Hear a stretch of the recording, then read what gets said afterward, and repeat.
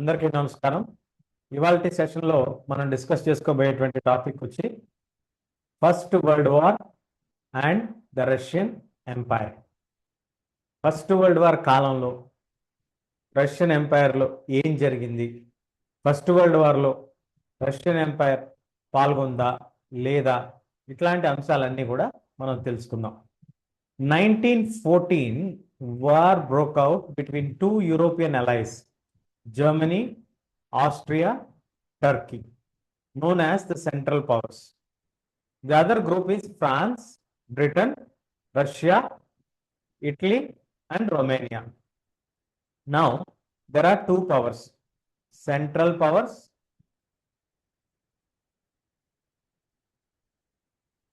and Allied Powers.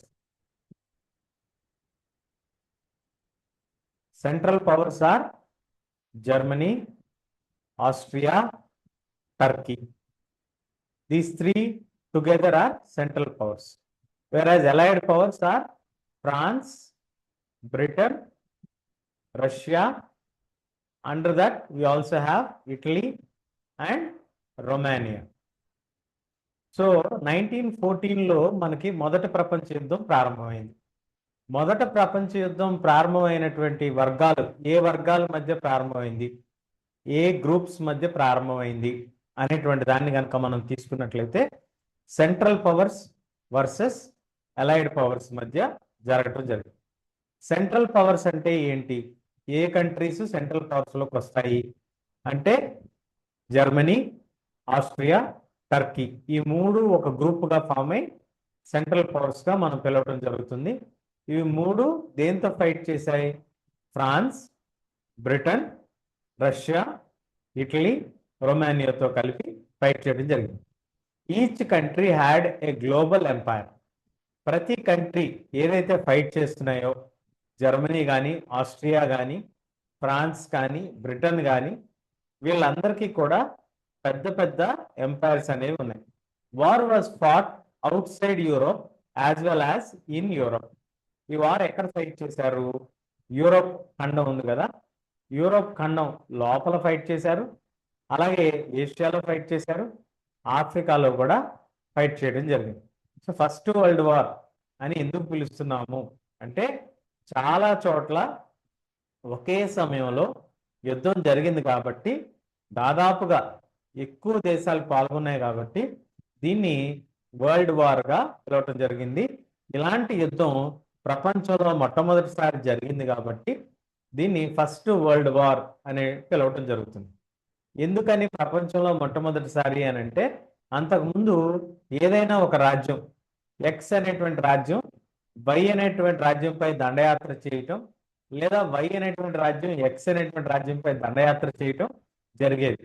కానీ ఒకేసారి X, Y, Z, alpha, beta, gamma ఇట్లా అనేక దేశాల మధ్య యుద్ధాలు జరగటం అనేది మొట్టమొదటిసారిగా జరుగుతున్నటువంటి పరిణామం కాబట్టి దీన్ని వరల్డ్ వార్ 1గా పిలవటం జరిగింది.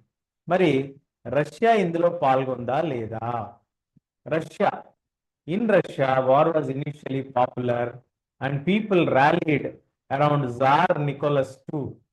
మొదటి కాలంలో అంటే 1917 ఆ టైంలో, మొదట్లో ఎప్పుడైతే యుద్ధం మొదలైందో ఆ టైంలో వీళ్ళు రష్యా వైపు ఉన్నటువంటి నికోలస్ ఈ యుద్ధంలో పాల్గొనాలి అనేటువంటి నిర్ణయం తీసుకున్నప్పుడు దాదాపుగా ప్రజలందరూ కూడా దీన్ని సమ్మతించారు, ఆనందించారు.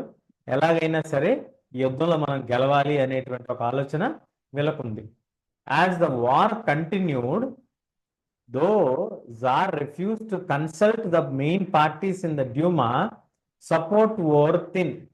ఎప్పుడైతే ఈ డ్యూమా అనేటువంటి దాన్ని ఏర్పాటు చేయటం, డ్యూమాని సస్పెండ్ చేయటం, మళ్ళీ డ్యూమాలో ఆయనకు కావలసినటువంటి వ్యక్తులను తెచ్చి పెట్టుకోవటం, అలాగ నియమావళిని మారుస్తూ ఏదైతే జార్ నికోలస్ ప్రయత్నం చేశాడో ఆ ప్రయత్నాలు చేస్తున్నటువంటి కాలంలో ప్రజలకి ఈయన పైన ఉన్నటువంటి నమ్మకం సన్నగిల్లటం ప్రారంభమైంది. దానికి తోడు anti German sentiments ran high, as can be seen in the renaming of St. Petersburg, a German name, as Petrograd. జర్మనీకి వ్యతిరేకంగా ఉన్నటువంటి సెంటిమెంట్స్ ని బాగా పెంచుకుంటూ వచ్చారు. సెయింట్ పీటర్స్బర్గ్ అని ఉన్నటువంటి పేరుని వాళ్ళు పెట్రోగ్రాడ్ అనేటువంటి రష్యన్ పేరుతో మార్చడం జరిగింది. అలాగే జరీనా అంటే రాజుగారి భార్య అయినటువంటి Alexandra's German origin and poor advisers especially a monk called Rasputin made autocracy unpopular. అదేవిధంగా మరి నికోలస్ భార్య అయినటువంటి అలెగ్జాండ్రా ఈమెని జరీనా అంటే రాణిగారు.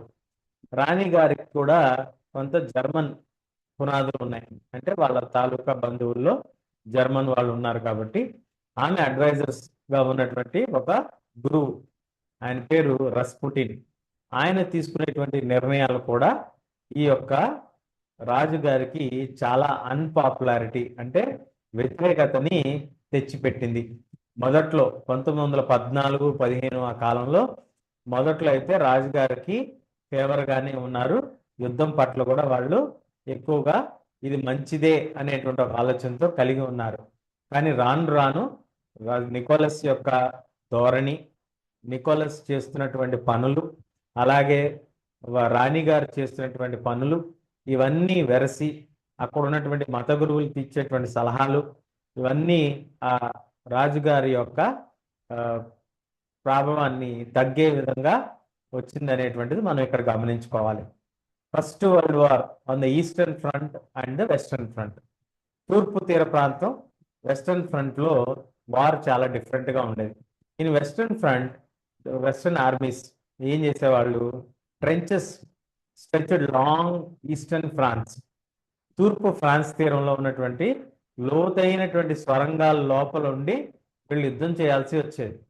కాబట్టి వాళ్ళు అలా ఫైట్ చేసేటువంటి సందర్భంలో ఈస్ట్ సైడ్ చూసుకున్నట్లయితే అంటే తూర్పు ప్రాంతంలో వాళ్ళు ఓపెన్ ఏరియాలో ఫైట్ చేయాల్సి వచ్చేది. దానివల్ల క్యాజువాలిటీస్ ఎక్కువగా వచ్చేవి, అంటే ఎక్కువ మందికి దెబ్బలు తగలటం, ఎక్కువ మందిపై దాడి జరగటం ఇవన్నీ ఎందుకంటే ఓపెన్ గా జరుగుతుంది కాబట్టి. Defeats were shocking and demoralising. ఆ విధంగా డిఫీట్స్ జరిగినటువంటి సందర్భంలో చాలా బాధగా అలాగే చాలా నిరుత్సాహకరంగా ఉండేటువంటి విధంగా ఉండేదన్నమాట ఓటమి వచ్చినప్పుడు. సహజంగా ఎవరైనా సరే ఓటమిని చూసినప్పుడు ఆశ్చర్యానికి గురవటం, అలాగే డిమారలైజ్ అయిపోవటం అనేది కూడా సహజంగా జరిగేటువంటి పని. Russia's army last badly in Germany and Austria between 1914 and 1916.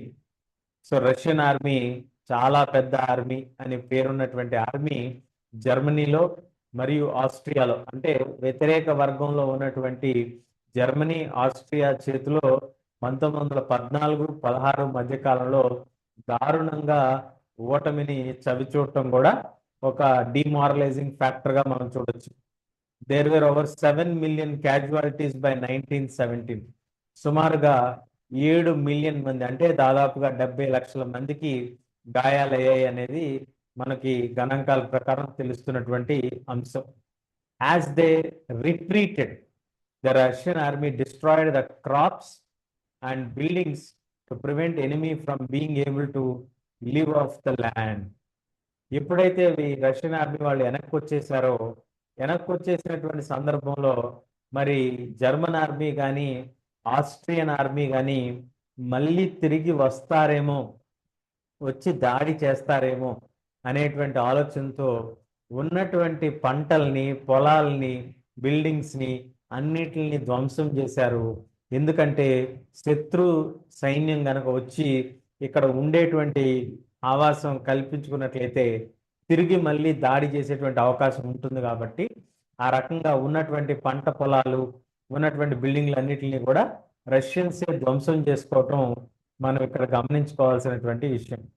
ఆ విధంగా డిస్ట్రక్షన్ జరిగినటువంటి సందర్భంలో పంటని కోల్పోయిన, బిల్డింగ్లు కోల్పోయినటువంటి వాళ్ళు దాదాపుగా 30 లక్షల మంది వరకు తేలారు. అంటే 3 million people lost their buildings or crops. ఈ రకంగా చాలా మంది నిర్వాసితులుగా మారినటువంటి సందర్భం మనకి ఇక్కడ కనిపిస్తుంది. సో 7 million మంది క్యాజువాలిటీస్ ఉన్నారు, 3 million మంది రెఫ్యూజీస్ గా మారిపోయారు. The situation discredited the government and the Tsar. Soldiers did not wish to fight such a war. ఈ రకంగా ఓడిపోయేటువంటి యుద్ధం ఏ సైనికుడు కూడా పోరాడాలని అనుకోలేదు. దీంతో ఇదంతా కూడా గవర్నమెంట్కి చాలా నెగిటివ్గా, ముఖ్యంగా రాజుగారి నిర్ణయానికి చాలా నెగిటివ్గా వచ్చినటువంటి సందర్భం మనకి ఇక్కడ కనిపిస్తూ ఉంటుంది. There were also the war also had a severe impact on industry. యుద్ధం యొక్క ప్రభావం ఇండస్ట్రీ పైన కూడా తీవ్రమైనటువంటి ప్రభావం పడింది. Russia's own industries were few in number. The country was cut off from other countries' industrial goods by German control of the Baltic Sea. ఎప్పుడైతే జర్మనీతో యుద్ధం చేస్తున్నారో, జర్మనీ కంట్రోల్ చేస్తున్నటువంటి బాల్టిక్ సీ నుంచి వచ్చేటువంటి సప్లైస్ అన్ని కూడా ఆగిపోయినాయి. దాంతో ఇండస్ట్రీస్ కావాల్సినటువంటి ఎక్విప్మెంట్ అంతా కూడా ఆగిపోయింది అనేది మనం ఇక్కడ చూసుకోవచ్చు. Industrial equipment disintegrated more rapidly in Russia than elsewhere in Europe. ముఖ్యంగా ఈ ఇండస్ట్రియల్ ఎక్విప్మెంట్ అంతా కూడా ఎక్కడ డిసింటిగ్రేట్ అయ్యేది అని అంటే రష్యాలోనే అయ్యేది, మిగతా ఐరోపా అంతట్లో చూసుకున్నప్పుడు. అలాంటిది కూడా ఇక్కడ బాగా దెబ్బతినడానికి అవకాశం అయింది. 1916లో railway lines began to break down.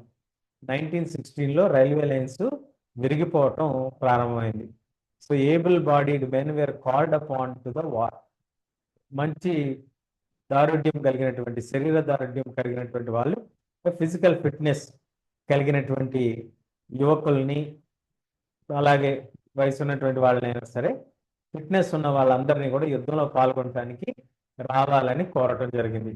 దాంతో ఉన్న వాళ్ళందరూ యుద్ధానికి వెళ్ళినటువంటి సందర్భంలో పని చేయటానికి వర్క్షాప్స్లో, ఇండస్ట్రీస్లో లేబర్ కొరత అనేది ఏర్పాటవటం జరిగింది.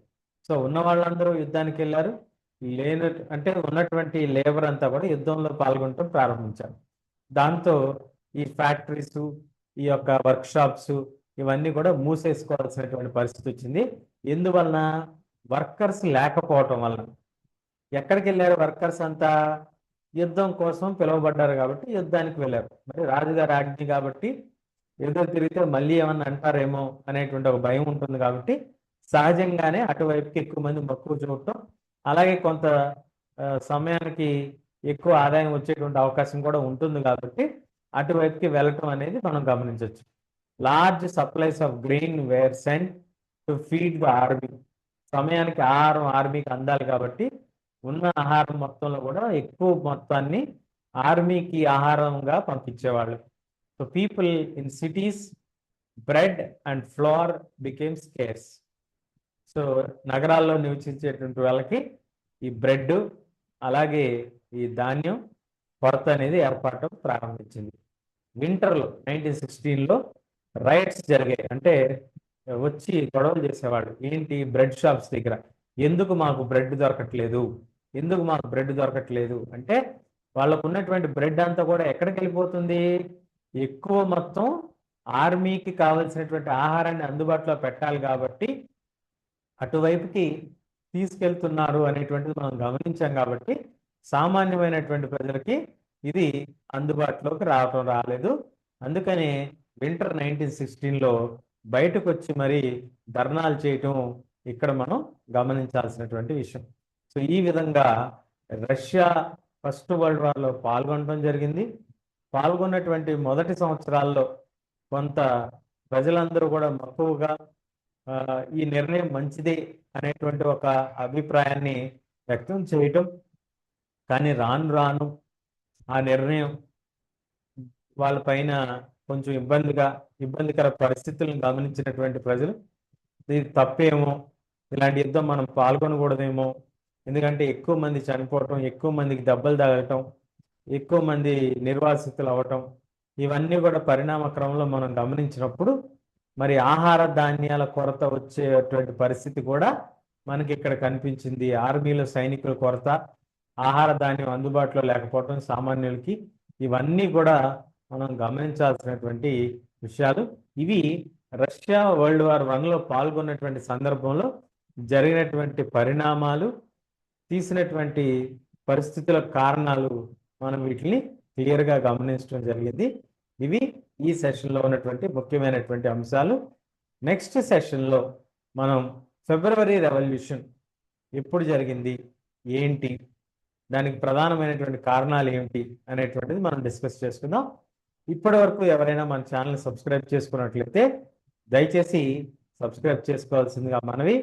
మన తెలుగు వాళ్ళందరికీ అందుబాటులో పెట్టాలి అనేటువంటిదే మన ప్రధానమైనటువంటి ఆలోచన. దయచేసి ఇంకా ఎవరైనా సబ్స్క్రైబ్ చేసుకున్నట్లయితే సబ్స్క్రైబ్ చేసుకోవాల్సిందిగా మనం. Thank you.